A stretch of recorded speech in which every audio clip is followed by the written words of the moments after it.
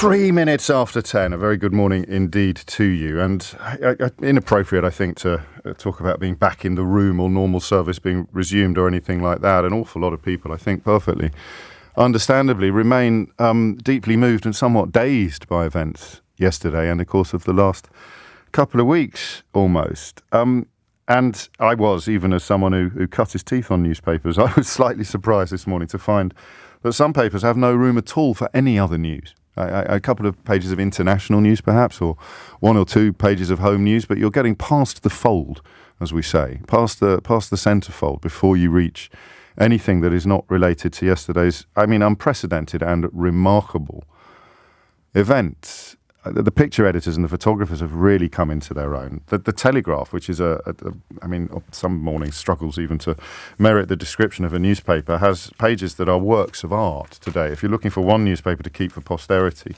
I would suggest the Telegraph, simply because, although its comment pages routinely give Netflix a run for its money on the comedy front, the newspapers today, the sheer size, the only sort of full-sized broadsheet that's left on our newsstands, is quite beautiful, truly beautiful.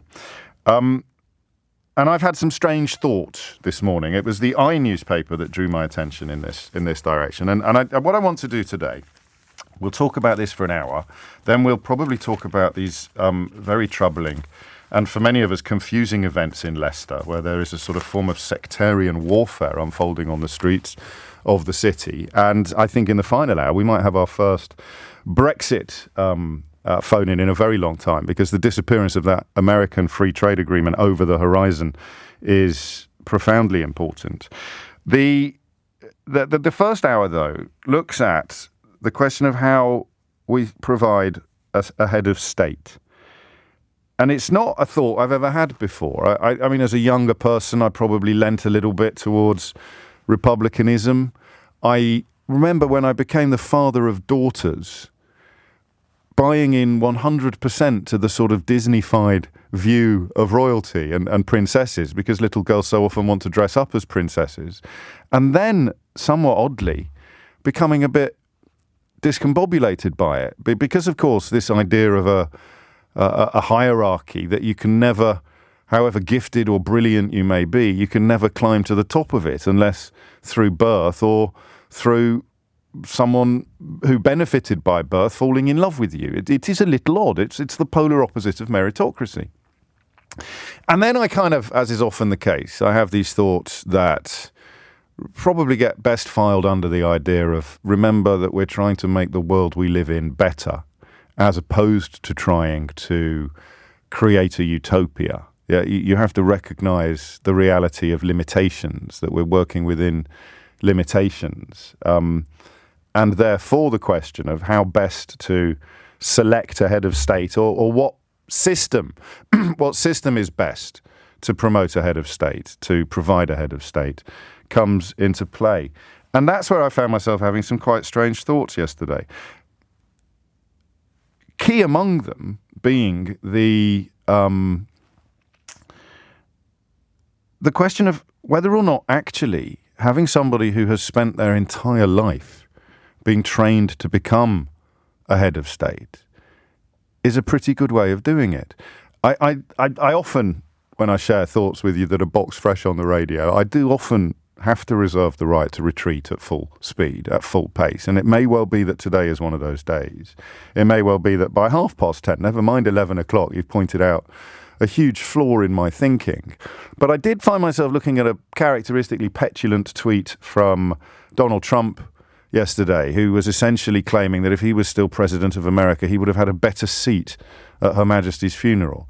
What kind of a brain goes to a place like that on a day like that is something that we will have to puzzle over for days, years, months to come. But it is truly breathtaking that he'd be sitting there thinking about the fact that he would have barged his way through protocol and sat at the front, or sat nearer the front, probably pushed a prince or a duke out of the way in order to park his flabby bottom on a bench he had no business being on, and then just refusing to move while staring ahead into the middle distance. And listen, if we didn't have a monarchy, we wouldn't necessarily have a president as obnoxious and as unsuitable as Donald Trump. But we wouldn't have somebody who had spent their entire life preparing for the role. And it is a role. It is a role. And King Charles, which sounded almost normal then, coming out of my mouth, not completely normal yet, still a little bit unfamiliar, but King Charles very much fits that bill. He has spent his entire life being prepared for this role. And that's possibly a fairly good way. It may not be the best way. There you go. 8 minutes after 10, I've arrived at my conclusion. I'm pretty sure it's not the worst way to select a head of state. Am I getting old? Am I still a little bit softened up by events yesterday? When I realised where the cortege would be passing, I got out. I turned the telly off and went out with my daughters to watch it. My wife was covering the events for Australian television, so she was in the heart of it for the entire duration. But my daughters, who are not sort of, particularly like most of their generation, the royal family hasn't figured particularly large in their thinking, but we were all up for it, got there, and that was incredible. I don't know if you're familiar with the Great West Road. It would have been the main route into and out of London before the M4 was built, and it had a kind of almost a mystical status in the 1950s and the 1960s because it had these massive buildings, these Art Deco buildings, Gillette Corner. I think Steve Allen worked there in the biscuits factory, United Biscuits Factory. It had these huge, it felt a little bit like the future for a long time, the Great West Road. It has an iconic status. And, of course, then the motorway was built and it began to feel very quickly like the past, not least because for large bits of it, the motorway goes above it on a flyover. So it's almost as if it's been superseded both physically and historically by the motorway. But the funeral cortege made its way up the old road, up the Great West Road.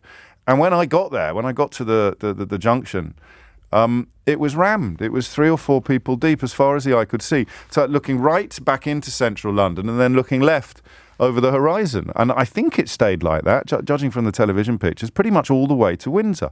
A couple of exceptions, but that was just very special. And it was a community. It was a feeling of community.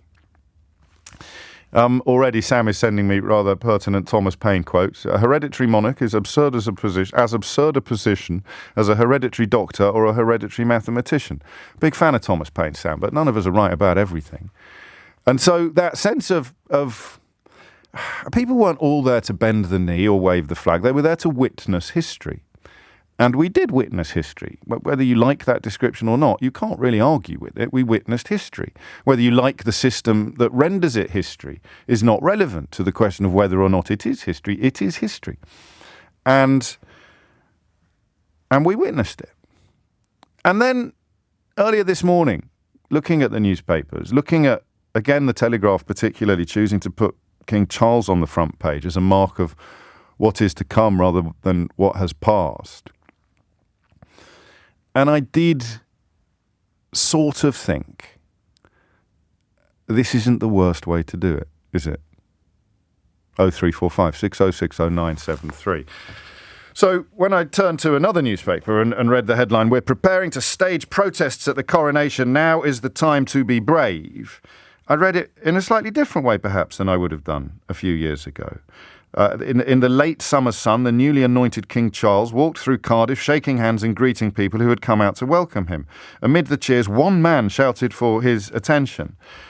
"Charles, while we struggle to heat our homes, we have to pay for your parade. The taxpayers pay £100 million for you, and for what?"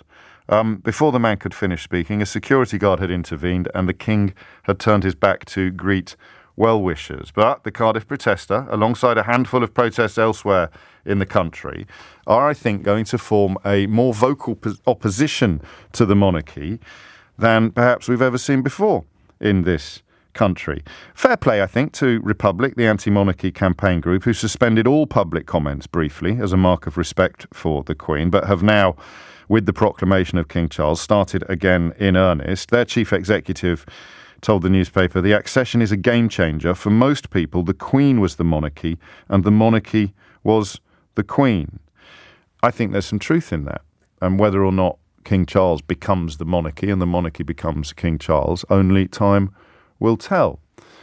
But he has spent his entire life in preparation for his role.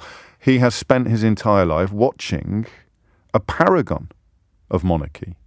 Again, I'm not going to spend the whole hour bending over backwards to accommodate your Republican feelings, but again, don't judge the Queen, the late Queen, by what you think about the existence of a monarchy. Judge her by her actions, her behaviour, her conduct, her reign. I don't think it's going to get much better than that. I don't think it could have got much better than that. Again, absolutely nobody is perfect, but it is an almost masterclass in monarchy.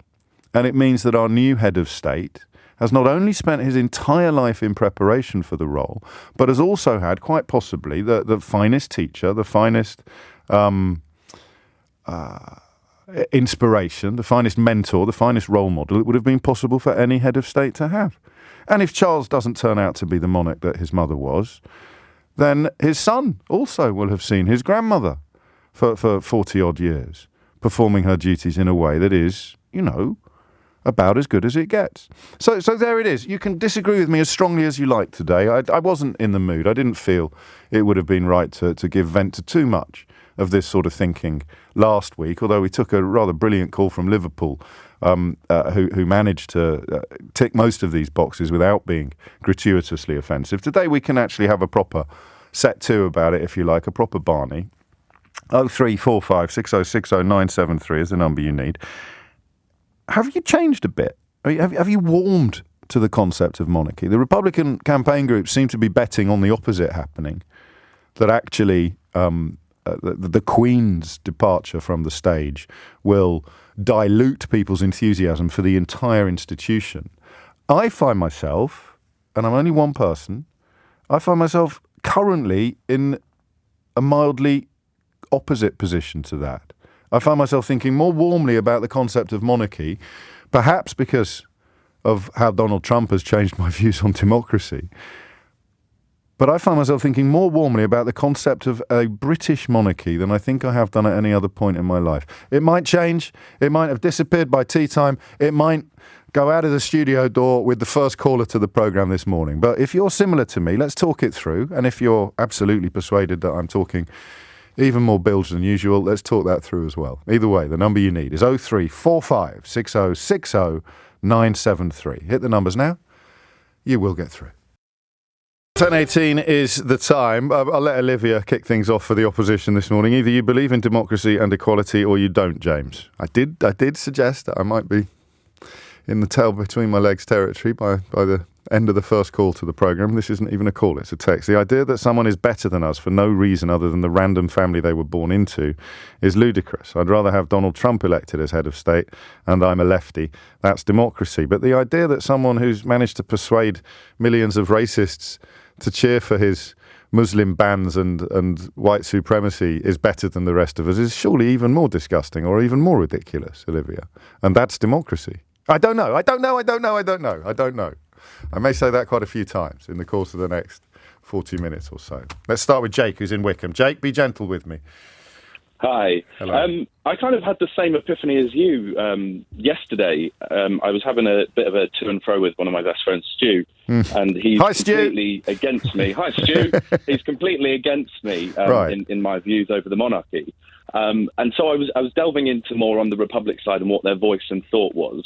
And they think that the best person to be a head of state is a ceremonial or constitutional position, someone that represents the nation, defends our democracy, and acts as a referee in political process, and also offers a non-political voice at times of crisis and celebration. Now, to me, I can't understand why anyone who was to go for a position of elected head of state would want to do that unless it was the personal gain. So for me, to have someone that was born into the role, that understands the value of... You've skipped over the golden carriages, the castles, the crowns and the untold riches, Jake, haven't you? Of course, but there's a history to it. I mean, even people that say that they're not a royalist at the moment are saying that yesterday there was something about the spectacle that we put on, and I'm proud to be British, and if we got rid of that, we'd lose that. And then who are we? We've come out of the EU, and now we're going to take away the one thing that represents us as the country. No, but I'm just challenging your suggestion you're suggesting that nobody would want to do it. I do find that a little tricky. The idea that this is some terrible burden that has to be shouldered by people who live in absolute luxury and whose own family curtsy to them. Yeah, I mean, not that I'd fancy the last bit.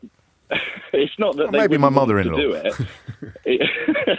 It's not that they wouldn't want to do it. It's just I can't see, if you've got to be non-political and you've got to be there just as a representation of our country, you're going to want to put your own agenda on it. Yeah. So that means we're going to. What's it like in France? What does the French president do politically? Is he as powerless as our monarch?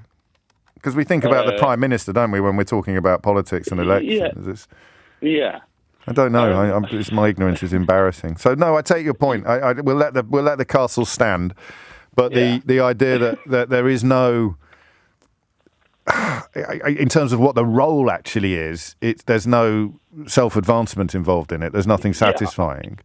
I would just rather someone that was there for the long haul rather than voted in and out and could potentially shift us in the wrong direction on the world stage more than we're already doing. Yeah. So at least have some form of what's the word I'm looking for?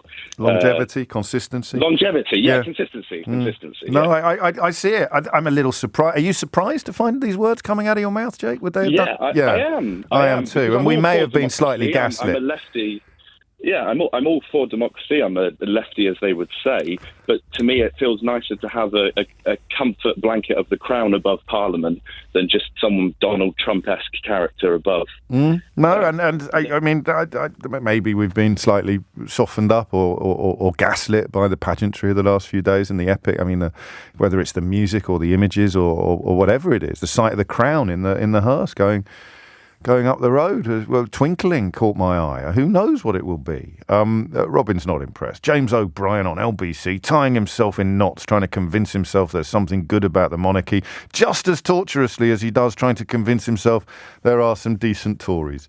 You may have a point, Robin. It's been said before and it will be said again. I do perhaps strain too hard to see the good in everyone. But it's a better position to be in than straining too hard not to, isn't it? No? Maybe? From Jake to Joe, from Wickham to Oxford. Joe, what would you like to say? Hello, James. Hello, How Joe. are you? Very well indeed. Hello.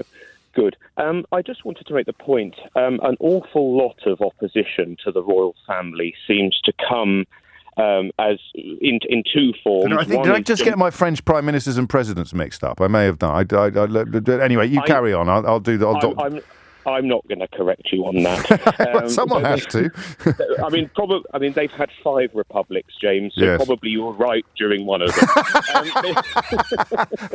Right? Carry on. Anyway. The point I was going to make is that most of the most of the opposition to the royal family seems to come, firstly, with arguments about democracy, and second, with arguments about equality. Yes. Now, if you look at the UN rankings around the world of different countries. Yes. The UN Democracy Index, the top 10 countries, 7 out of 10 of them are constitutional monarchies. Is that correct? If you look, indeed. Gosh. So it's countries like Norway, Sweden, Denmark, Holland, New Zealand, all countries that are liberal and progressive and, frankly, countries that we should be more like.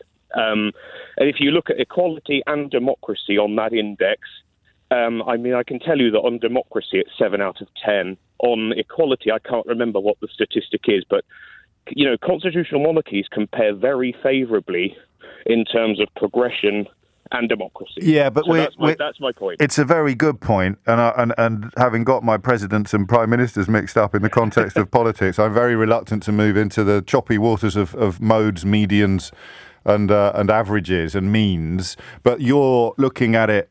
I mean, they still represent epic inequality, even though they exist in societies that have better levels of equality than other societies. It's not necessarily a causal relationship, is it? No, I certainly don't think that, but I don't think that the monarchy prevents us from becoming a more democratic country, and I don't think it will prevents us from becoming a more equal one either. Well, it does. I mean, statistics support you on that from the big picture stuff and the small picture stuff. They do. Small picture stuff. Final question. What about the princess argument, the way that, Disney and this idea of imbuing a hereditary, unachievable role with magical, mystical status is a huge obstacle to equality, a huge obstacle, if you like, almost to intellectual freedom. Well, there is no perfect form of government. And to be honest with you, I would, at the end of the day, any head of state is going to be selected in a negative way if I looked at it. I would much rather have a hereditary head of state than one that was effectively planted there by big corporations. Yeah, and that would probably happen, or someone who had the wherewithal to campaign and therefore the funding and the donations. And, well, then again, why would anyone bother making donations if the head of state couldn't exercise any real power, couldn't give out PPE contracts or free port status or whatever it is that people get in return these days for their political donations. Joe, what a brilliant call. Thank you. 10:26 is the time. The 12 days of recent brainwashing are showing that it's worked on LBC right now. There is no place for monarchy anywhere anymore, says Rav. And I listen, I'm probably out trying to have my cake and eat it. I can see the logic in that. But if we have to have a head of state, and Julie reminds us, at least they can be dumped when they transgress. Easier said than done sometimes, actually. And there are plenty of examples of heads of state historically not being dumped when they transgress in the most awful of ways. Something about being prepared for it throughout your life speaks to a suitability for the role that couldn't be achieved via accident. I just think that. I still do. 2 calls in, still hanging on to it. Linda's in Camberley. Linda, what would you like to say? Hello, James. Hello, Linda. I wouldn't say I was a monarchist, and I'm definitely not a Republican. I have to say, I went to the queue and queued up on Thursday night with my daughter. And I actually made a point to her that would I do this for King Charles if, God forbid, he passed away in 5 years? Yeah. And I have to say, age permitting, of course, but I have to say no. No. And I honestly think the love of the monarchy does depend on what the monarch has done throughout their reign. For example, George VI through the Second World War, George V, the First World War, and the Queen, her length of reign. But then I have to look at it. What would an elected head of state do? If you look back historically, Oliver Cromwell, you have to look at him that after a while, he almost took on and wanted the persona of a king. I don't think there's much or almost about it, to be honest with you. I think and his son was rejected, but he wanted the pomp and ceremony for his wife when she died. And I think there's nothing. I honestly do think that you can't prevent an elected head of state almost expecting that reverence, that's my personal view. No, anyway. I don't know. I mean, some people listening would suggest that reverence isn't necessarily desirable or a good thing. Richard Cromwell, respect. Yeah, would you respect someone who was sort of put there as opposed to someone who was born there? I mean, it feels different. I'd rather have as the last caller said, a hereditary head of state than someone put there by corporations or the usual vested interests. Yes, but then as well, you look at our late Queen. She did try to keep out. I think this is a test for Charles. He has said he's going to be different, but I think if he does meddle, I think this will cause even more problems for the monarchy, and I think republicanism will rear its ugly head. I hear you. And the opposite of republicanism is hereditary titles. And of course, by defending the monarchy, you find it, as many people are pointing out on text, are you also defending all aristocracy, all titles, an entire system of almost feudal vassalage in this country that means that the descendants of people who happen to be good friends with William the Conqueror still own huge swathes of these islands, which very rarely gets talked about. And no, I can't defend all of that. But we're just having a friendly chat. We're not actually in a position to decide whether or not we continue to select our head of state in the way that we have done for centuries, or whether we're going to find some new way of somehow doing it. It's 10:30 and Holly Harris is here with your headlines.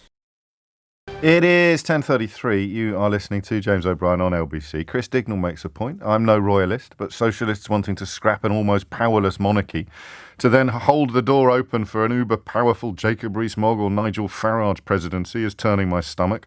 Have they learned nothing from the EU referendum vote? I don't know that socialist is necessarily the correct word to use there. An awful lot of people who lean very heavily to the left seem to welcome Brexit almost as enthusiastically as people who lean very heavily to the right. But, on we go with this question of whether or not our way of selecting a head of state is as bad as perhaps many of us used to think.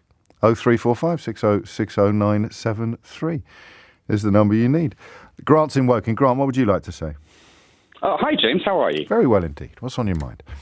I think you need to recite that poem that you normally think about. The Rich Man. It's not a poem, it's a hymn. I shall spare you the singing. That's the one. I shall spare you the singing of it, but the rich man in his castle, the poor man at his gate, God made them high and lowly and ordered his estate. Can I rewrite that verse?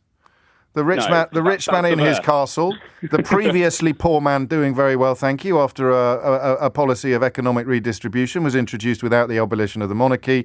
God probably hasn't played much of a part in it at all, but they are now a lot closer in state than they ever have been before. Full stop. Next paragraph. No, it's a part of our current, as someone else put it, malaise. Yes. I think just the monarchy having a monarchy reinforces that. It just reinforces that kind of idea in people's heads. Deference. For a long time, Deference. Yeah, exactly. Sorry, I'm a little bit nervous. So don't be. It's only me. I've had people, my parents, for example, always just kind of think, oh, there's always, people better than you and stuff like that. And it kind of just sets that emotion and idea in people that I think just from that side, that's one part of it. I think the other thing is, people have said this thing about, oh, what if Trump got in as your head of state? And I think that's a really, really poor argument. If you're a Democrat, democracy requires defending. You are always going to have, enemies at the gate, or whatever you want to kind of put it at. And it's up to us as Democrats to put our arguments across and make sure that these people never get through. If they're horrendous. You can't dilute deference in other areas of life if you have the mothership of deference presiding over the whole country, presiding over the state as the head of state, the pinnacle of the pyramid, as it were. Yeah. Yeah, you could. Yes. I mean, it is going to be very difficult to do, but we have to have a head of state. So the head of state is always going to be the pinnacle of the pyramid. So there's going to be knee flexing and a degree of forelock tugging, whoever it is. Mm-hmm. But I think there's a difference knowing that it could be any of us. Any of us could put ourselves forward, and I think whoever mentioned about the Republican idea of just putting someone that is kind of almost like a chair of the nation as opposed to a president. Well, Ireland is probably a better example of that. I think possibly the Irish president, who is a sort of, quite a few people are reminding me, is an honorary position practically, but does actually carry with it a degree of ceremony or a degree of dignity. Great debut. I don't know what you were nervous about. Oh, I've spoken to you a few times before. I was in Bermondsey. Do you remember how's your rice cooker doing? Pretty well, actually. Did you recommend were you the recommender of the rice cooker? I was on Mystery Hour when we blew the we did. When we blew the broke Google. We broke Google. I mean, they are incredible, actually, and with the energy cost things coming around the corner as well, they're very, very economically helpful ways of cooking food as well. Grant, thank you. 10:38 is the time. Charlie's in Putney. Charlie, what would you like to say? Hi, James. Big fan. I've read How to Be Right and How Not to Be Wrong. Thank you. Enjoyed them both very much, so please do keep writing books. Oh, don't. It's not as easy as I make it look, Charlie. I bet it's not. Go on. Yeah, just on what you were saying about it being kind of the best way or possibly the best way to do it, in that King Charles has had his whole life to prepare for it. I'm not sure. For me, I thought about trying to compare that to something relatable, and I thought, if I get a job in an office and I'm replacing someone who's leaving, so they spend their notice period training me to be their replacement. Well, once that person's gone, I've had the training, but I'm still very much on my own. And for King Charles, he knew he's always going to get that job. He didn't like to work for it. Whereas I would have had to have gone for an interview and, got the job from my own merit. So there's a motivation there for me to do well in that job. Whereas I don't know that the same motivation exists for King Charles. I wouldn't say I'm not anti-royal. I'd say I'm more pro-royal than anti. But yeah, I just don't know. I don't know what I'm arguing for, really. Well, you're arguing for a separation of individual from institution, and you're suggesting that a lot of people are going to feel differently about the institution because they're going to feel differently about the individual. Yeah, I think if I've understood you correctly. And that is the challenge Charles faces. Guaranteed, he's not going to be in the job for anywhere near as long as his mother, although we hope he's there for as long as possible.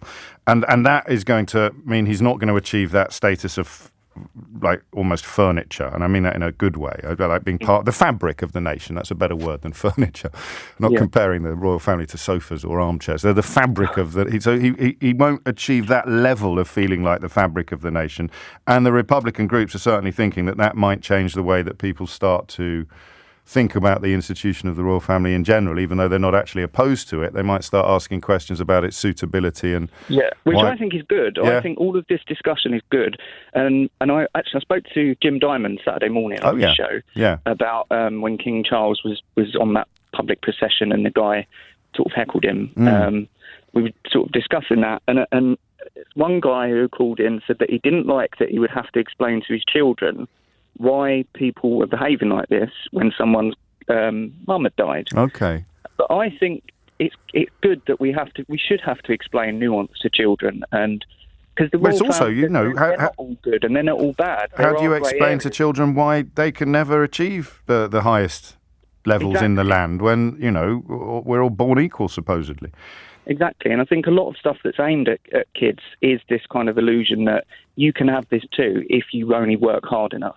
That kind of meritocracy of, and we know that so much of that isn't true. I mean, to a certain extent, the people that can have the influence, politicians and people in power, are they not to a certain extent in those positions because of where they were born, because they went to Eton and because they went through certain institutions that many of us simply wouldn't have access to, no matter how intelligent we are. It's a brilliant point. 19 prime ministers from one school is highly unlikely to be linked to the quality, exclusively to the quality of the education they receive. It has a lot more to do with the class system, and you're not going to be able to fix things like that while you have this pinnacle of the pyramid. I've got a disconnect, though, Charlie. I mean, everything that you say makes sense.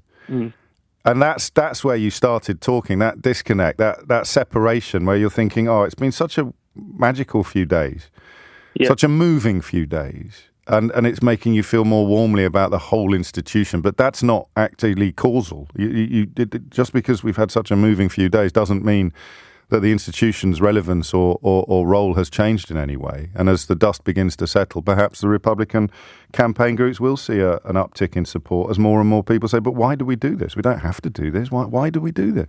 Yeah, which, again, is good that we question these things. I hope so. Well, I mean, obviously, I agree that it's good. Plenty of people increasingly uncomfortable with the idea of questioning, whatever it may be, particularly about our past, our colonial past or our imperial past. Many people profoundly uncomfortable about questioning. But I'd go back to that other point.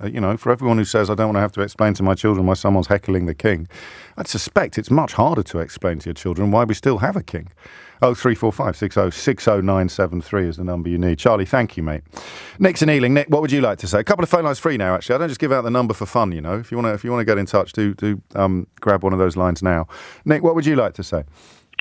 Hi, James. Hello. I'm hoping this leads on nicely from Charlie with the whole class and that. Yes. And, you mean Charlie, the last caller? You're not being familiar about our new king, I hope. No, quite right too. Off with his Charles, head. Not Charles. But there may be a case for monarchy being more positive for a country's governance than a republic. Just when you said earlier about Trump and democracy and, democracy with the whole 4 to 6 year cycle, elections, it's all short term. Whereas we've seen with the Queen, long-term longevity, it may be better for peace.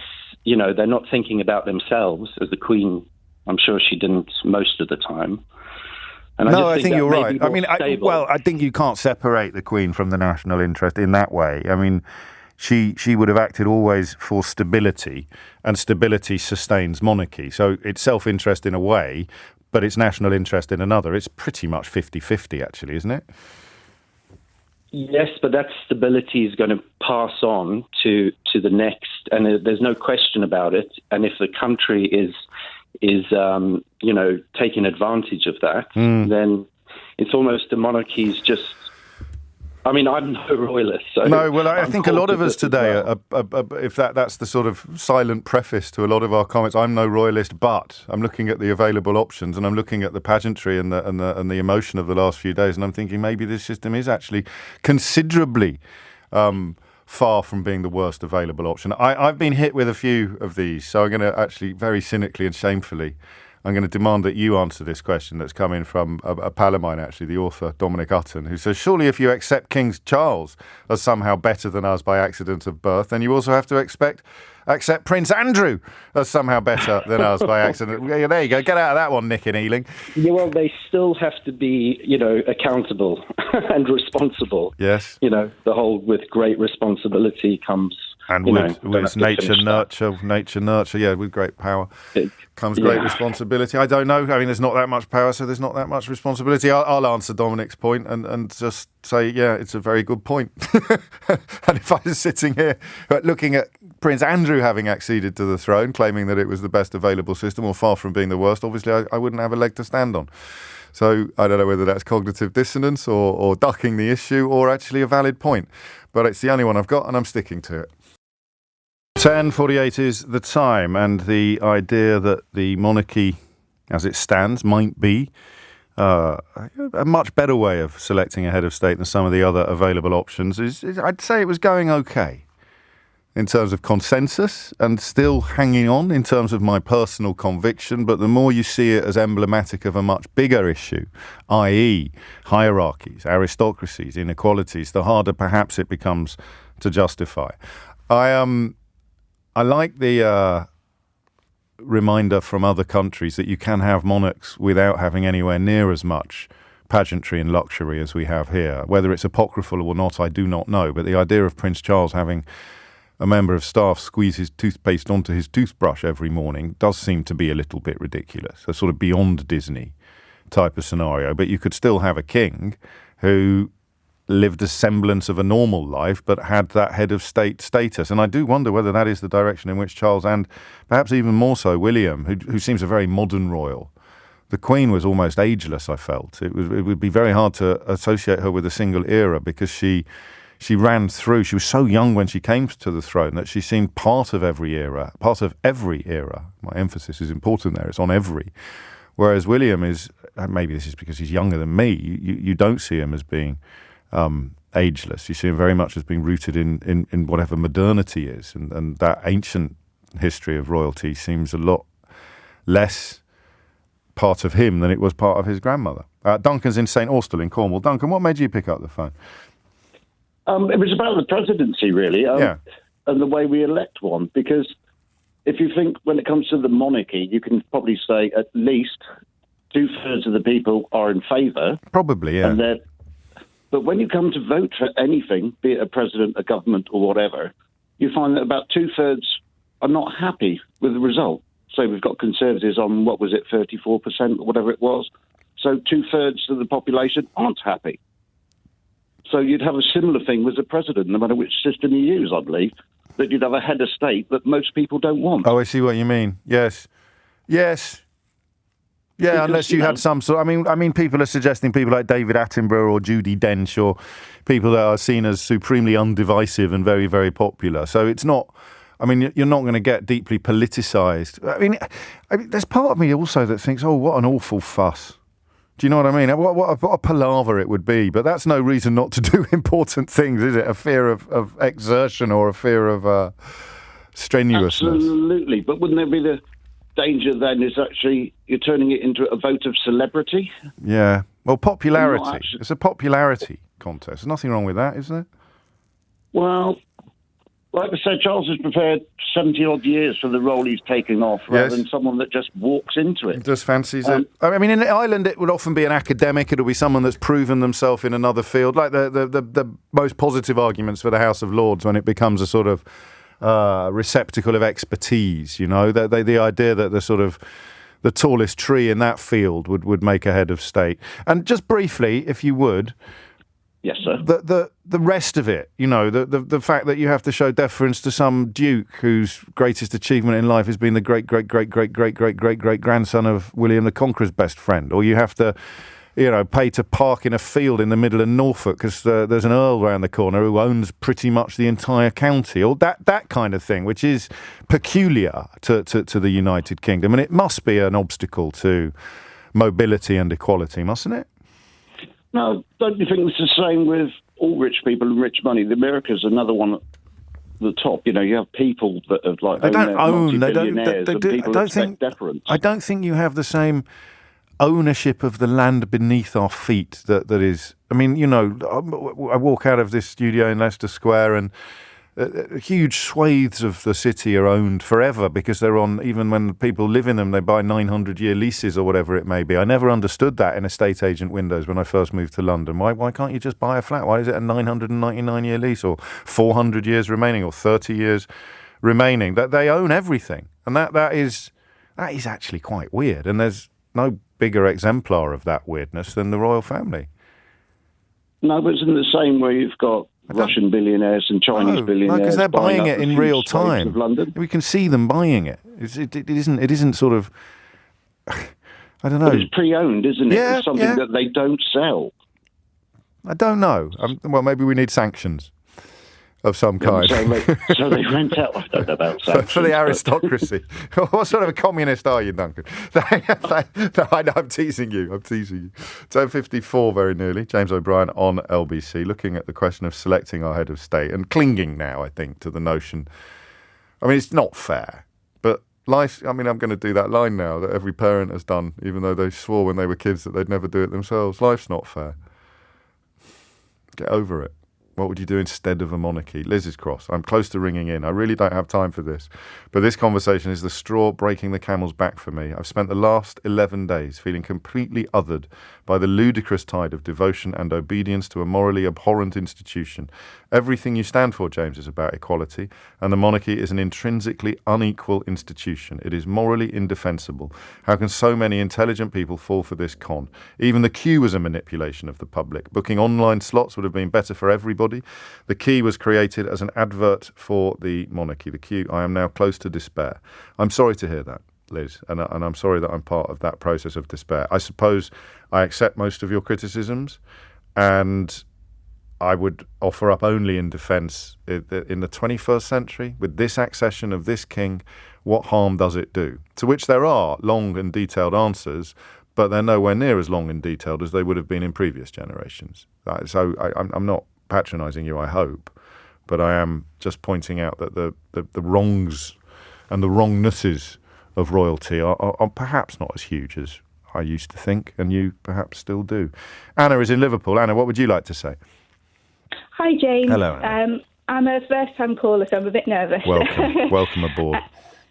I would probably class myself as a Republican. Yeah. I'm not particularly in favour of the monarchy.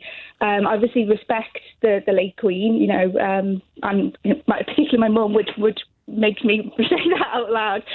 You know, she seemed like a very lovely lady. However, I do think that the monarchy in our country is almost a way of almost kind of sanitising the real problems that we have in our country at the moment.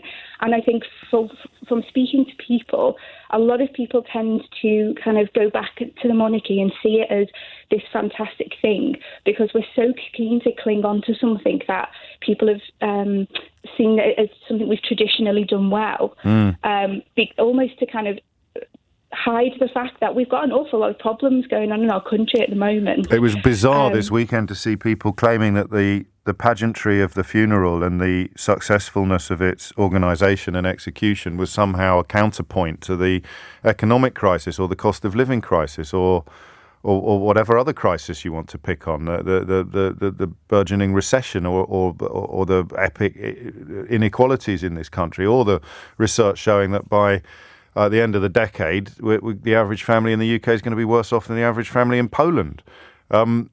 It's just nonsense. Both can be true. The idea that the royal funeral cancels out the crises in various areas of British life is it's daft, but under your reading, it's also quite dangerous. Oh, definitely, because I think, don't get me wrong, I think we should all have a healthy respect for whatever system of governance that we are in, whether it is a constitutional monarchy, whether it's a full republic, and, like it or not, particularly from my perspective, we are currently in a constitutional monarchy, so yes, we should have a respect for the system that we are currently in. However, I think we're very much in danger of not discussing about how our system could be made better. We just seem to be clinging on to what has gone before. Guilty. Where it's, I'm guilty of that. And a lot of people, I find it difficult to see how people have this almost reverence for the monarchy, but I respect why they believe that. But I do believe it stops us from having much needed conversations about how much better we could become. And just because there have been unsuccessful republic systems in other countries, and there have been, pretty bad politicians in other places, doesn't mean that we can't do better. We can't find a different way of doing things. I agree with everything you say, and I'm watching the clock, otherwise I wouldn't have cut in when I did. But why would changing the method by which we choose our head of state actually definitely and inevitably change the things that I sense we would both like to see change? Why would it signal an improvement in social mobility, a redistribution? I mean, it wouldn't. Look at America, as a previous caller pointed out. Inequality there is, if anything, even higher than it is here, and they don't have a royal family. Because I think a previous, I can't remember if it was a caller or someone on text mentioned, they are a representation of inequality in our country. They are ahead of a very unequal system in the way that they are in power and position. And so it's subconscious as much as conscious. It is that line of that hymn again. The rich man in his castle, the poor man in his gate. God made them high. It's the second actual stanza. God made them high and lowly and ordered their estate. We are inculcated with the idea that you don't question that. That is very natural. And a society that never questions that, in many ways, handcuffs its less privileged children. Yeah, I completely agree. Yeah. And particularly as that particular family are living a life so completely different to the rest of the majority of people in this country. There needs to be a conversation about the relatability of that as well to a lot of people. Anna, brilliant debut. I don't know what you were nervous about. Thank you. Thank you very much. We'll do it again, I hope. 11 o'clock is the time. This is good as well. I wouldn't suggest I'm falling apart like a cheap suit, but there are certainly some fraying threads on my tailoring as the hour comes to a close. If you're going to defend the idea of someone being an unelected head of state, you also need to explain why that person can't be me, or you, or any other person in this country. You'll essentially need to defend the notion that Charles is an intrinsically more valuable human than anyone else. I won't actually have to do that. In the current status, I think the more trappings are removed, the more palaces are taken back into public ownership, the more normal the royal family is rendered, the easier it becomes to see it as a job. And actually, contradicting what Thomas Paine may have written, quite a lot of jobs are pretty much hereditary. 4 minutes after 11 is the time. We'll continue with this for a little bit longer. Although there are other stories around, obviously, and there was perhaps a sense that we would return to non-royal territory this morning. We certainly will. Events in Leicester are profoundly troubling, and for most of us, if not all of us, very, very confusing. Religious clashes, essentially sectarian battles unfolding on the streets of that city. Almost half of the 18 people arrested so far after violence between Hindu and Muslim communities in Leicester came from outside the county, The Guardian has learned. So that's raised concerns of outsiders essentially making their way to the city of Leicester to join in these essentially pitched battles. But, I'm already wondering whether I'm using the right language in these conversations. Thankfully, as ever on this programme, there'll be thousands of people listening, if not more, who are in a position to educate the rest of us. Given that this conversation is not over, we'll continue with it. And by that, I mean I haven't completely abandoned the suggestion this morning that the way we do. In fact, I'm not doubling down. But no one's actually come up with a better way, pointing out flaws in the system we've got for selecting is not the right word, is it? For providing a head of state, for producing a head of state, is not the same as explaining why something else would be better. 5 minutes after 11 is the time. You've changed your tune, O'Brien, writes Dale in Borehamwood. Are you after an OBE? So you've got to be joking, Dale, haven't you? I'd accept much more. I'd accept a baronetcy at the very, very least if I were ever to be seduced by the honours system. AD is in Amsterdam. I don't even know what the system is in the Netherlands. I think there's a royal family. AD, what would you like to say? Yeah. James, really like you. I think you're a fantastic guy. Great big butt. There's a great big butt coming. I like big butts. I cannot lie. Go on. And so do I. But I think you seem to be a bit seduced by all the pageantry. Yes. I think in terms of monarchy, the same in the Netherlands. All this storybook, peasantry, people walking backwards, having swords, all this stuff, puts things into people's brains and they think of another time, of another amazing angle of their country's existence. And I'm not saying you can't have parts of this, because you look at Japan. They have that, and they're still a very modern country. Yes. But at the end of the day, I'm British and I've been living here like 21 years. Every time I go back to the UK, I notice the class system. Yeah. I know it's possible. You just notice it. Yeah. And this is the top of the class system. Yes. And there's no justification for a grown-up country. I can understand monarchies in the Middle Ages where they actually got in front of the army and actually did things. But nowadays, they're just basically coasting on what their ancestors did. And it goes beyond that. If you look at the political malaise in this country at the moment, and few people embody it better than Jacob Rees-Mogg, the idea that people as stupid and as ignorant as that can assume an air of authority over much of the country simply because of the way they dress and talk, even though the fact that the words coming out of their mouths are close to gibberish, it is all part of the same problem. He's amazing. He looks like he comes out of central casting looking for a British top. And people think he's better than them. They think he must somehow have a grasp. He says something's going to happen, like cheap food after Brexit. I've come across people that as well, who's this almost unquestioning because it's been sort of, I think ultimately it comes down to the education system. We have an education system in the UK where you educate a small amount of people to control the rest. Yes. Always has been. Even talk of grammar schools is just sort of letting a few people through the cracks in the door, to be honest. So if we really, and I really, I've lived here all this time in the Netherlands, but I really wish that Britain has so much potential. And if they only tapped into the potential of everybody, the country could be truly great. When I say great, I don't mean sort of great performances like this cosplay stuff they did with the funeral and stuff like that, but I mean great things like with energy, technology, looking after its people, and it's a real shame. And I think the monarchy, really.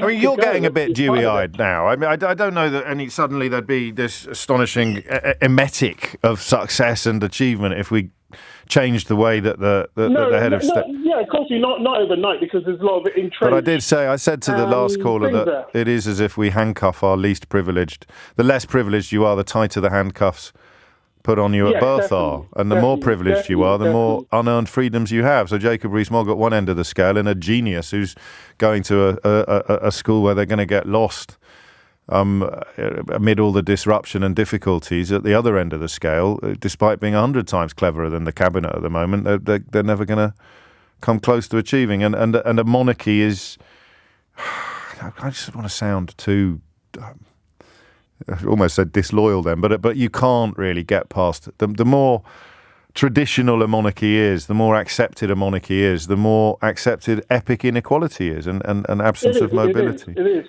Even here in the Netherlands, where the Dutch royal family is fairly young, as you may know historically, compared to the British royal family, but they actually have it in their constitution that the king pays no tax.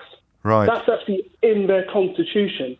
I mean, to be fair, if you were writing a constitution, you'd probably stick that in it for yourself as well, wouldn't you? it was supposed to be one of those constitutions that came out in the 1840s in the Enlightenment movement. But anyway, I think it's a situation where two things are going on. It's propping up a class system, but also they take advantage of the people who don't know the history of their own country. That's very true. And more than that, they bridle furiously when people like Satnam Sanghera in his magisterial book Empire Land start trying to teach us a lot more about the history of our own country. They bridle when the National Trust starts to teach us a bit more about our own country, and that's fragile. So inequality and fragility are terrible bedfellows when you think about, as Adi has been doing, the strength of a country moving forward, a fragile and unequal nation that is terrified of its own past, its own roots, its own foundations. Ooh, okay. Struggling now to hold on to it. Hayley's in Lancaster. Hayley, what would you like to say? Hello, James. As ever, you're amazing. I would give you a knighthood any day of the week. That's very kind of you. You get my seal of approval, that's for sure. And it's a physical living seal. Thank you. I'm another one. I'm another one of the callers I'm not a royalist, and some of my best friends are Republican. Yeah. But my sense of this is, and I'm trying to sort of take a historical view, that if there was to be any kind of change to the Constitution, what if we made it even more explicit that in fact we only have a monarchy by consent. You know, we had a really big civil war over this a few hundred years ago. Yes. And for now, and all of those kind of bits of pomp and ceremony, you know, especially when the Queen goes into the City of London and she has to wait for the Lord Mayor, all that stuff. All of that is there to remind us that they only exist by our consent.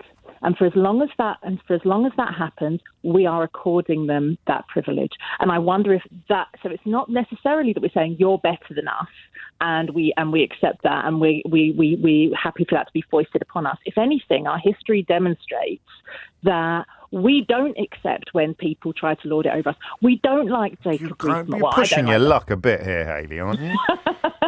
I'm just trying to take a positive view. Oh, well, I admire you. I admire that. It's always good to take a positive view. But, to argue that the monarchy doesn't represent inequality is a bit of a stretch, even by my standards. No. I think they do represent, absolutely. All of those things exist. And what I'm suggesting is that we perhaps make more of the fact that we are consenting to them being our monarchs. Yes. We are consenting. Well, when did I last consent?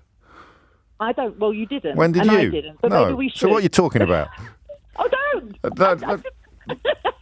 So constitutional, I suppose. Well, no, because you'd have to have another war to get rid of it under your reading of the situation. I think, and let me read this out for balance. What a disappointment you are, James. A few hymns and some fancy dress was all it took to turn you. And I'm conscious of that criticism. I wonder if a week from now we'll feel the same that we do. But it was stability, I think, that some of us felt this week at a time when everything else feels unstable, rightly or wrongly. The monarchy felt like a platform of stability. Well, this is it, and I think it was actually really well articulated on the BBC. Dare I say, on the BBC, just at one moment during the everything yesterday, during the stuff yesterday, where they said it's not just an intellectual connection that we have with monarchy. They have worked on it being an emotional connection, and that is really important. That does carry us through, and give us something. Give us a big boon. I'll give you an example. What about in, one of the, disasters that's faced this country? For instance, when the Queen visited, the children and the families who very sadly were victims in the bombing at Manchester Arena a few years back. What difference, I wonder, did it make in that moment for those families, for those children to see the Queen? They've been acknowledged, they're being seen, they're being valued, they're being cared for in that moment. What did that give? I'd love to hear that. I don't know that it's enough in the scales, if you like, of this discussion to end the conversation. I don't know that it's such a heavy weight on one side of the scales that it cancels out all the weights on the other side, but it's a hefty weight, and I don't know that could be achieved. I mean, it's both a consequence of monarchy and a benefit of monarchy, so there's a bit of chicken and egg involved. It's precisely because the system is what it is that the Queen arrives in scenarios like the one you describe, imbued with so much authority and power. But you can't argue with the impact that authority and power and that personal presence would have had in the situations that you described. Oof, thank you, Hayley, especially for the seal of approval. I shall keep that very safe. 11:15 is the time. I'll tell you what, with apologies to Wendy and to Susan and to Danny and to Baz and to Anna and to Lewis and to Rob and to Robert and to anybody else minded to contribute to this conversation, I am tempted to continue it. Let's do it again in a week or a fortnight. It's exactly the same conversation and just see whether or not we've changed a bit, because I think that the warmer criticisms of my position this morning are probably on the money when you point out that the events of the last few days, especially when as a family, never mind just as a professional, I've been immersed in it. My wife has been there, like the 4:00 start yesterday for Australian television. So the whole house, the whole family has been very much caught up in it. Yesterday, I made our way to the Great West Road to see the funeral procession go past. And almost certainly the relationship between emotion and intellect has been, it exists, doesn't it? So my intellectual conclusions have definitely been influenced by my emotional feelings. And so let's give it a week or two and return to it. Will you remind me? Because I'll tell you what, everyone else will forget. Oh, yeah, it's all very well nodding. And basically, if I don't write it down, then no one will. So will you remind me if my colleagues forget? Can we do it? Is that all right? And we'll come back to it in a week or two and just see whether or not we've changed our position from where we are today. Never mind where we were 10 years ago. Right, here is a story. In fact, give me a moment on this one. I don't know whether you've noticed this. I hope you haven't, because you probably don't get exposed to the sort of sewage, if you like, the sort of online sewage that produces this phenomenon. But there are, I think, an increasing number of accounts dedicated to producing footage of criminality where the people caught up in the criminality, or even the people committing the crimes, are people of colour. I mean, uniquely, the whole thread and the whole account, the whole profile will be dedicated to footage of crimes being committed by people of colour from anywhere in the world.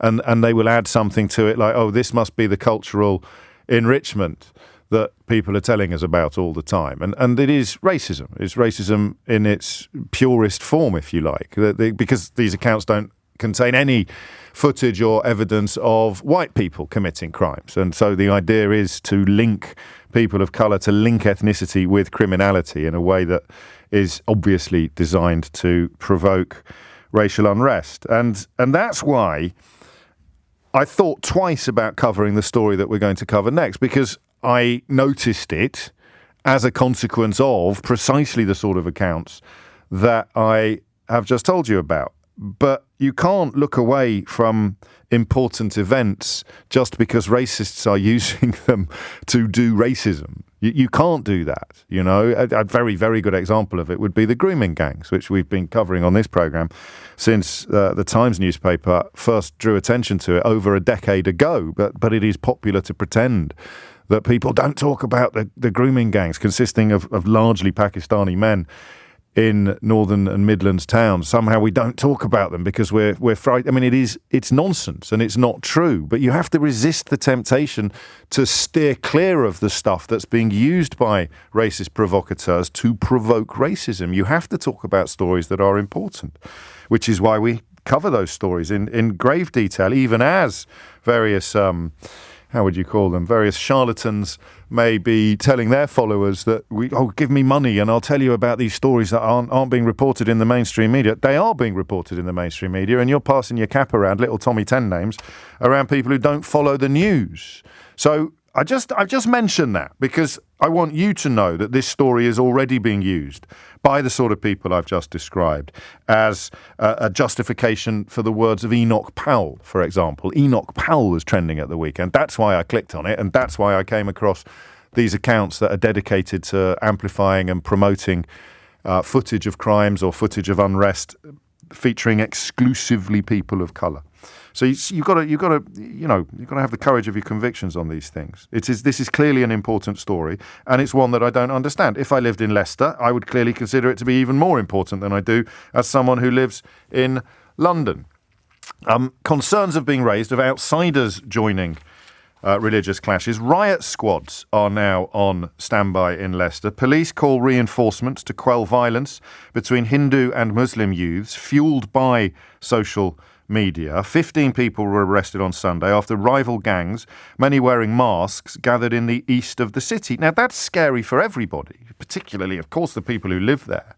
Violence had flared the night before, so that would be on Saturday night, after a series of large-scale disturbances followed an unplanned protest. A protest against what? That's the extent of my ignorance and confusion with regard to this story. I think it was linked to a cricket match that took place in Dubai on August the 28th. But again, I'm going to have to rely upon people who know a bit more about this story. Well, I mean, who know a lot more about this story than I do to fill in some of the gaps. I've heard the Mayor of Leicester, Sir Peter Soulsby, being interviewed on various occasions with a degree of bafflement and discombobulation in both his voice and his words, talking about a city that's normally very peaceful and blaming social media for people being able to post videos and comments that were distorting the facts and inflaming the tension, some of which he described as being completely lying about what had been happening between different communities. I'm also reading reports of people being bussed in to the area to join the potential riots. 5 from Birmingham, 1 from Solihull, 1 from Luton. One gave an address in Hounslow, West London, which oddly is where the Great West Road runs that I was referring to a moment ago. So I want to know what's going on. And I have a problem when it comes to refereeing things like this, because I don't have the detail and I don't have the knowledge. So all I can do is trust you. All I can do is trust you not to use this invitation as an opportunity to actually inflame the tensions that we're discussing and to add to the misinformation and the outright lying that the Mayor of Leicester has talked about. A few of you have already sent me threads that you tell me will be useful, and already I recognise that I need to know the difference between Hindutva, if I've pronounced that correctly, extremists, and actual Hindus living in Leicester. That's the first thing that's been pointed out to me as a possible area where clarity is needed. A chap called D. Patel has published a very helpful thread which has gained an awful lot of traction, saying I don't do politics on my Twitter, but I will make an exception when something is taking place on my doorstep. And we all know in Leicester it's not Hindus versus Muslims as it's being portrayed. It's a few Hindutva extremists who are coming to Leicester by the busload with the sole purpose of stoking tensions.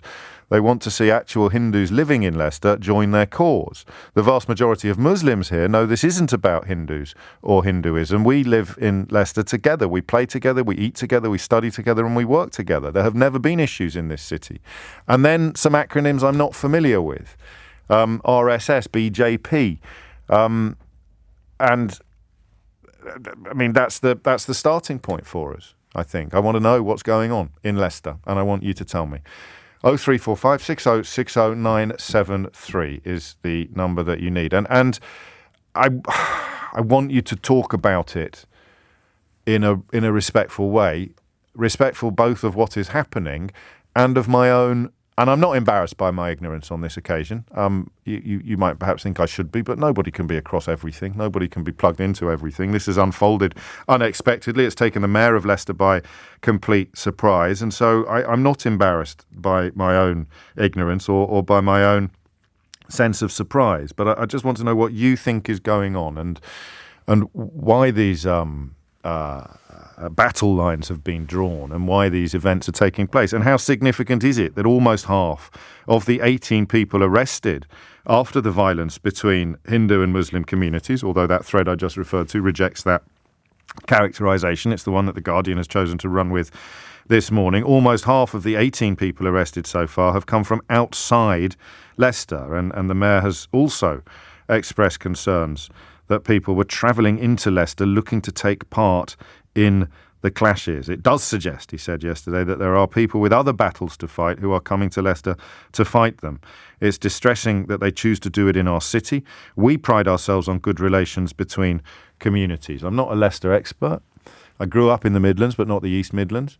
My go-to man for insights into what's happening in Leicester is probably Gary Lineker, but I think even Gary would probably struggle to give me chapter and verse on this one. So I am going to have to rely on you. What is actually going on, and what does it mean for the city of Leicester and possibly for the rest of us, for the broader questions of community relations as well? Hit the numbers now. You will get through. 0345 6060 973 is the number that you need. Social media has clearly played a very big part. Flags have been removed, possibly even burned. This would be at a temple in Belgrave Road. Again, that kind of thing is very, very unfamiliar to us, and to see it unfolding on the streets of a Midland city demands our attention.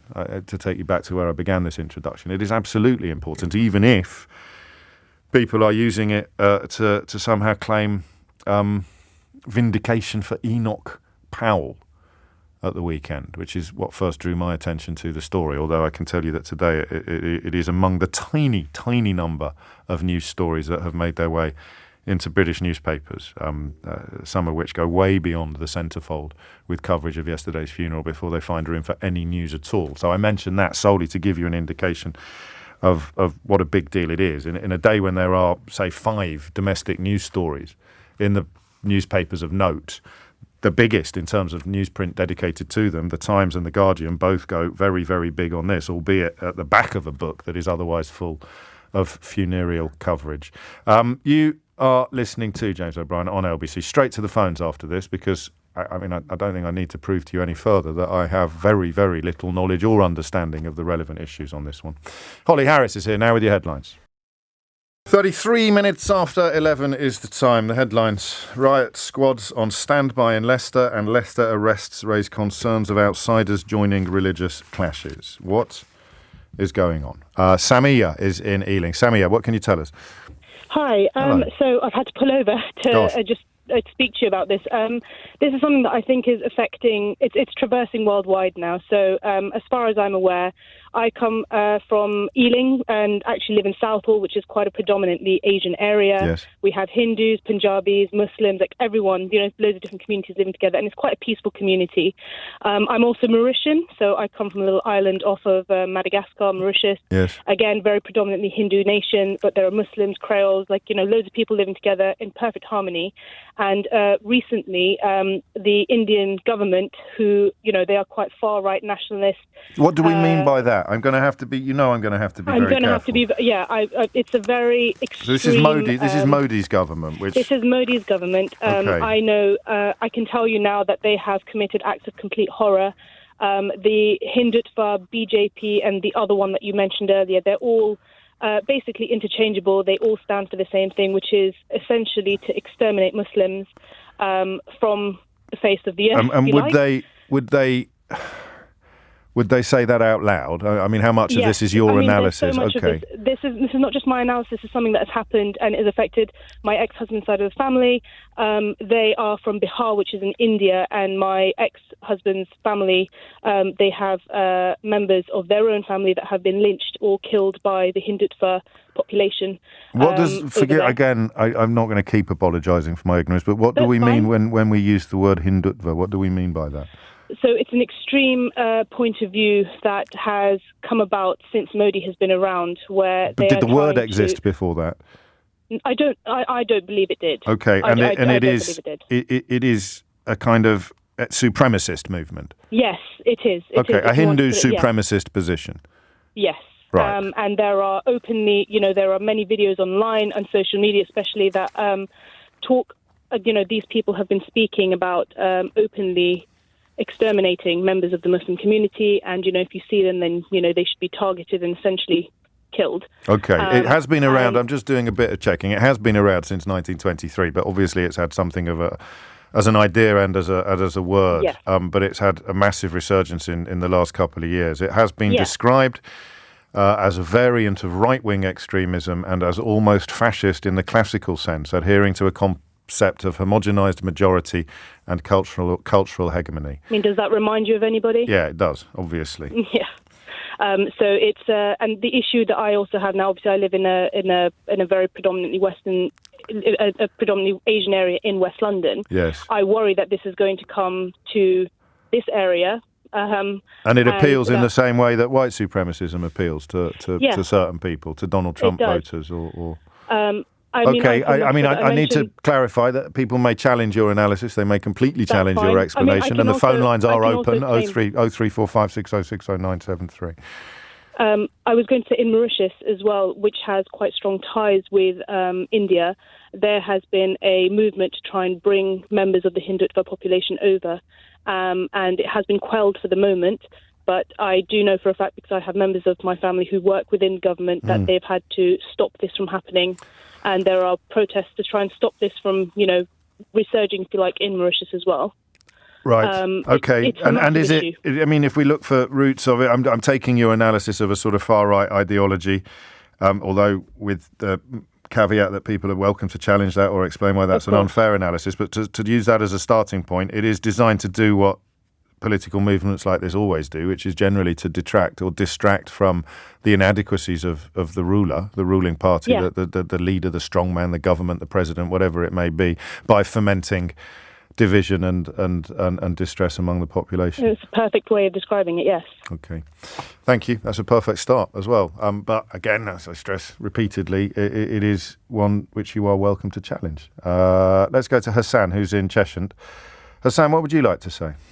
Good morning to you, James. How are you? Very well. What's on your mind? Well, you kind of touched on it earlier. It's not, in terms of regionally, it's not the locals that have any problem with each other. It's kind of come from outside. In terms of the RSS, BJP and Hindutva, they're interchangeable, but they're not organisationally the same. RSS is Modi's party. No, RSS was a group that assassinated Gandhi. Right. So essentially. BJP is... think of it as the IRA and Sinn Féin, that kind of relationship. Okay, and then Hindutva is a word to describe an ideology, but it's not a banner or an organisation under which people congregate. Communism or something like or that. Fascism. It's an ideology, yeah. Okay. So they want a pure India, and by pure they mean no Sikhs, no Muslims, no minority groups. They would say that themselves, would they? They've publicly called for raping women, gang rapes. They've called for extermination. Some of their preachers have. Some have, but some have. So that would there be? Is it possible, in your view, to have a moderate Hindutva? It's like saying moderate Nazi. Really, it's a bit of a difficult one. These are heavy words, and I have to keep stressing they're words that anybody listening is free to challenge. So take me to Leicester then. How does this end up spilling onto the streets of Leicester, and what is spilling onto the streets of Leicester? Well, basically, the troublemakers themselves came from outside. Some of them migrated as recently as 7 years ago, so they're not locals. Right. Essentially, they use the cricket match as kind of like India-Pakistan being the rivalry that it is. It's kind of like a nationalist rallying cry. Okay. So just one or two troublemakers came initially, and they targeted. Because the Pakistani community are in smaller numbers in Leicester, they particularly targeted them. They didn't target initially Gujarati Indian Muslims initially. Right. It was just the Pakistani cricket fans, basically. And then from there, it just escalated with more people coming from the outside. So hooliganism, essentially. Basically, yeah. But with it's more of a political subtext. I mean, there's big links between the far right and football hooliganism in this country as well. And this is cricket. And what's your take on it? Well, I mean, it didn't help. Where are you coming from? The police were very inadequate in dealing with it, unfortunately. Okay. Well, they're probably taken by surprise as well, weren't they? It had been brewing for a couple of weeks, though, and people had been... there'd been a couple of stabbings, a couple of hospitalisations. The police were aware of it. I think the Leicester police even tweeted about that they're aware of the incidents, but I think they underestimated the numbers, how bad it would get, because they didn't expect coachloads of people coming from Wembley to cause trouble, basically. And you're aware of that happening? Yeah, that's what the police have said it themselves as well. Why are you speaking to me so knowledgeably, if you don't mind me asking? I have a keen interest in geopolitics, and the thing is with this ideology, it began as regional in India. Right. It's been dormant for a long time, but with the BJP gaining power, it's kind of There have been cow vigilante groups, they call themselves, that accuse like a Muslim family of eating beef, and then there'll be lynchings and things like this. It's been going on for 7 years. So it's been going on regionally, but it's kind of decimated the ideology internationally now. That's what they're trying to do anyway. So, again, forgive my ignorance, but how frightened are you is one question I'd like to ask. But just pause that for a minute. Hang on. How can you transport Indian nationalism, Hindu nationalism, to Leicester? Because you're never. I mean, they're trying to rid Leicester of non-Hindus, trying to rid Leicester of Sikhs and Muslims. This is the ridiculous side of it, because the locals haven't had any issues for decades. That's the funny side of it. It's just ridiculous what they're trying to do. But it's kind of, they're trying to make the ideology transnational and spread it beyond India's borders, basically make it a global movement. If you think of other movements, communism is transnational, nationalism as an ideology is transnational. People have their local nationalisms, but then you've got white nationalism, for example. So it's like the EDL turning up in a town and convincing everybody that Muslims are the enemy. Or like the EDL travelling to continental Europe to start fights with Muslims. Which they did. That's the best way to think of it. They're trying to... Because nationalism has but it's the EDL. Well. It's the EDL representing the ideologies of a country that actually has a government that agrees with them. A big country. In India, it's far more dangerous in India, far more cause for concern in India. If you're a minority in India, whether Sikh or Muslim, people are quite fearful of it now, because there's actually been real lynchings, real murders, mob violence, things of this nature. Whereas in the UK, I don't think it really... I think it's important not to overdo it as well. I think in the UK, it doesn't really have much of a chance of getting mainstream kind of following. We can't put numbers on. I mean, so realistically then, everybody who has an interest in behaving in this way might have been on one of those buses. It's not as if there's an untapped army, for want of a better word, of sympathetic people in this country who will now be tempted to join in. It's probably self-contained.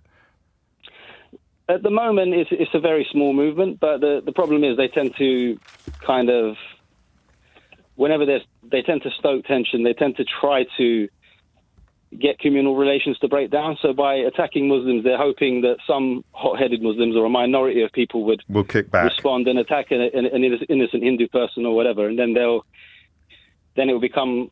community relations will become strained, and then they can spread their ideology. That's what they try to do anyway. They try to break down cohesion. That's how they work. Because it's been very successful in India. Yeah, so you see the footage because Hindus are scared as well in India. Yeah. If you are a Hindu and you don't agree with the ideology, if you speak up for your Muslim neighbours, the violence will be turned on to you. So even people who disagree with it. Is this... Because the government is in power, they're silent, basically. So. Paul has texted to say, are you forgetting how the Tories tried to fan these flames during the last London mayoral election? It doesn't mean the last one, it means the one before when Zach Goldsmith ran. But is that a fair comment or not? I remember the stuff about jewellery not being safe and things like that. I don't know whether that was relevant to I think that's a bit of a red herring at straws a little bit there. Okay, good. Yeah, all right, back in your box, Paul. Hassan, you've been incredibly helpful. Thank you. Okay, then. Thank you very much. Take care. It's coming up to 11:45. You're listening to James O'Brien on LBC. It is 11:47 and you are listening to James O'Brien on LBC. I think we will return to this very vexed territory of sectarian violence in Leicester. I have a much better understanding of it than I had half an hour ago. But I stress again that you are more than welcome to challenge the narrative, if you like, or the contributions that I have received thus far. But before we do that, something altogether more pleasant to deal with. You'll be aware that one of the great joys of my life at the moment is the Full Disclosure podcast that I do, where I get to sit down for a full hour with people that I find inspirational quite often, or fascinating, or usually both. Emily Maitlis features in this week's episode, which you can download now. And about a month ago, the author and poet Michael Rosen was my guest, and it was one of the most enjoyable interviews I've ever conducted. And I said to Michael at the time that when his latest contribution to children's literature, Goldilocks and the Three Crocodiles, was published, we would get him back on the show. And, I'd like to claim I was a man who always keeps his promises, Michael, but forgetfulness sometimes intervenes. On this occasion, happily it hasn't done. Congratulations on the publication of Goldilocks and the Three Crocodiles. What's the secret of a children's book that cuts through to the target readership more than others do? Oh, wow. You've put me on a spot there. I guess usually there's a little element of risk. I mean, obviously at Hollywood level, it's peril and jeopardy, but with children, it's more like a risk or a lack, sometimes a loss, and a very comforting reassurance at the end, certainly for very young children, for those under, say, about 7. The older ones, it doesn't have to be quite so reassuring. People might remember, I won't give away the end, of, say, The Witches, the Roald Dahl book, yes, where things aren't quite restored in the way that you might expect. Indeed. We sometimes underestimate how much horror they can deal with, don't we? Or how much peril and danger children can deal with. Yes, indeed. I mean, if you think of, say, Julia Donaldson's The Gruffalo, one of the greatest children's books for very young children of the last era. There's danger, there's peril there, and some children, hide under the sofa. They hide under the table at the sight of the Gruffalo. In fact, as I remember it, Axel Scheffler, who did the pictures, was encouraged to just soften it a little bit in case it got just too scary. Because you took the words out of my mouth. I was just about, you mentioned Julia Donaldson. I was about to mention Axel Scheffler and the fact that the success of those books, I'm sure Julia would agree, has probably as much to do with Axel Scheffler's illustrations as it does with Julia Donaldson's words. You collaborate on this book with David Melling. How does that work? Do you send him a story and he just fills in the pictures? Do you sit together I like to think of you like Cratchit, sitting at a double Victorian desk with your inkwell between you? How does that collaboration operate? It's usually at a distance, and it was with David. And of course, you've got the people making the book, the publishers, yes, editors, designers. So it's a three-way chat. There's a little triangle, if you like, that goes on where he's got a text, which I've come up with. The editor may say to me, can we have a bit more of this? Can we have a bit more lyricism? Maybe we need a bit of that. Back come some pictures. Then we sit and say, are they perhaps a bit this or a bit too, maybe a bit too scary on this circumstance, because you don't want to make the crocodiles so that they really look like going to eat Goldilocks. So we had the idea that they could be a little bit as if they were kind of Goldilocks soft toys, crocodile yes, soft toys. And I notice if you look at them closely, they're wearing Crocs. They are. Yes, that's right. We've got it. Yes, the crocodiles are wearing Crocs. Very good. A beautiful visual joke from David there. Yes, that's a visual joke. Your verbal dexterity means that it's hard to read your children's stuff without hearing your voice, because of course normally you will be performing this as well as. Yes, I'll be performing it at the Bath Children's Literature Festival just coming up, and again at the Cheltenham Festival coming up as well. Yes, that's I always try and do the big literary festivals. I was at Edinburgh last month, so yes, try and do that and get round schools, waving it about in schools. It brings something to life for children, doesn't it, in a way that the page sometimes can't. Yes, I mean, when any author goes into schools, there's suddenly something new happens because the children realise that writing and books are made. If you think about it, it's quite mysterious for a 5, 6, 7, 8-year-old. How does a book happen? Sometimes children say to me, how do you make the book? And then I have to say to them, I don't make the book. Look, I do just what you do. Look, here's a piece of paper, here's me writing, and then I send that off, and it's actually a process. People have to print this stuff. Well, children don't necessarily know that until you tell them. No, I guess not. You mentioned all the book festivals. That speaks to energy levels that are returning to somewhere perhaps close to where they were a few years ago, because in the intervening years you've become something of an emblem for COVID suffering. You were incredibly ill. People followed the progress of the illness very closely on your Twitter account, and they've done the same with your recovery. We should probably mention Many Different Kinds of Love, which is also in bookshops at the moment, and which is in many ways a sort of love letter to the NHS. It is indeed. And when you say followed me on Twitter, of course, that wasn't me. I know. Yeah, it's all right. I'm just having fun with it. I was out of it for at least 40 days because I was in the induced coma. So it was my lovely wife who was keeping people posted discreetly, just saying, hold it, folks, we're just waiting to see what's happening. So it was on my Twitter account, but yes, of course, but not actually me. Yes, that's right. But on either side as well, certainly in the aftermath of your recovery as well, people have been able to follow your return to normality. You've become, as I say, something of a figure. I know that someone stopped you recently and said that their 2-year-old had been born in the hospital where you were in your induced coma at the same time. That's an arresting thought. It was a very emotional moment, I must sure. say. A woman came to the bookshop where I was signing, the wonderful Muswell Hill Children's Bookshop, and I was signing, and she was standing there with her 2-year-old and said, I was having my baby while you were in the intensive care ward in the same hospital, the Whittington Hospital. And I was sort of looking at the child and thinking of me, and I couldn't put it all together again. Me in a coma, her having a baby, and then he was this wonderful human being who was laughing and enjoying jokes and about to look at Goldilocks and the Three Bears. It was sort of too much for me to actually it's beautiful. Hold in my head for that second while I was being told. It was a very, very moving moment, really. And evidence perhaps of how complete your recovery has been. I mean, you were on fantastic form when I saw you. Do you feel re-energised? Do you feel that this is a sort of extra chance? Yes, I mean, my son very kindly complimented me in a little Guardian feature about us the other day by saying Dad's worked pretty hard at his fitness. I thought, wow, thank you, Joey. That's the nicest thing you've said to me in years. No, it's not true, but he says very nice things to me quite often. But anyway, yes, I walk to my office and I try and do what the nurses tell me to do. I remember at the Brain Hospital. And they wanted to show me my brain, which was very kind. And they said, how much exercise do you do? And I said very proudly, I do 3 times 30-minute walks a week. And the nurse looked at me and said, should be 5. So that's my aim. I got to 4.5 last week. So, yes, I try and do 5 times 30 a week. Yeah. Michael, always a pleasure. Michael Rosen, Goldilocks and the Three Crocodiles is out now, and indeed the book about the NHS and about the illness and the recovery that Michael has suffered is also available. It came out in paperback in March of 2022. Thank you, Michael. It's a beautiful book. I've got it. Sometimes forget I'm on the radio. I think you can see me because I could see Michael then. He was on the screen, so I think you can see me now when I'm describing the book.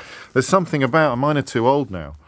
There's something about children, particularly hardbacks, when they first come out. We used to always get the Julia Donaldson ones as well, with those beautiful Axel Scheffler illustrations. I'm going to have to wait until I'm a granddad now before I can get that sort of thrill of publication day. My godchildren are too old for them. My children are way too old for them. But I'm not. So I'll be taking that one home. It's coming up to 11:57. I'm going to squeeze in because Az is in Leicester, and it is Leicester-related issues we are discussing. Az, what made you pick up the phone? I just thought it'd be good to have some representation on the show from Leicester. What's going on? So, as much as they're saying that there's riots and things along those lines, the violence is mainly clashes with the police and between certain groups. There's not full-blown riots like there was post-Mark Duggan or how it was with the poll tax. It's bad. But let's say where there's police presence taking place and there's a protest taking place, the entire road's not closing, just a small section of it. Right. Traffic's being diverted. Businesses are remaining open. It's not full-blown riots. That said, tensions have been increasing for a number of weeks, and it seriously does have the potential to escalate. Why have tensions been, or how have tensions been increasing? Okay, so I'm not sure what's been discussed so far, but this started back in May. Right. When a young Muslim youth was beaten by 30 Hindutva supporters. Okay. Has that story been reported? Is that on? That is confirmed, yeah. That's confirmed. That is when tensions began. And off the back of that, there's CCTV footage of this young lad getting beaten. Their parents have gone to the police constantly and little had been done about it. Okay. And that is when the tensions were sort of began. Now, the cricket match, post the cricket match. Who marched? Who marched? So it was the India fans. Okay. And while they were marching, they were chanting offensive things towards Pakistan and about Muslims. Right. And it was actually a Sikh man who said, "Stop saying that," to the crowd. Yeah. Very bravely. And it was actually a Sikh man who got beaten up. And that is confirmed at community meetings that the police hosted last week. And why Leicester? Why Leicester? Yeah. So as you're sort of become aware, there's been a sort of a migration of extremist supporting individuals that have come from India via Portugal and settled in Leicester. I didn't know that. At all. It's a group of, I don't want to specify the area of India because that's not fair. Okay. But I think it's important to emphasise these are recent arrivals in Leicester. Right. And they're not integrated as we have been for decades. Now, I'm in my late 20s. I'm very well integrated with the community. I've worked with people of all sorts of cultures and religions in Leicester. When I was at university, when I was in college, I'm still in touch with a lot of them. Yes. And, you know, we have decades of integration here. It's something we're very proud of in this city. You're a Hindu, are you, Az? No, I'm Muslim. You're Muslim. Right. Sự nghiệp trong người thắp sáng một niềm tin, có một nghề đưa lớp lớp thế hệ học sinh cập bên bờ vinh quang phía trước. Có một nghề trao niềm mơ ước, chắp cánh tương lai cho đất nước mạnh giàu. Có một nghề trao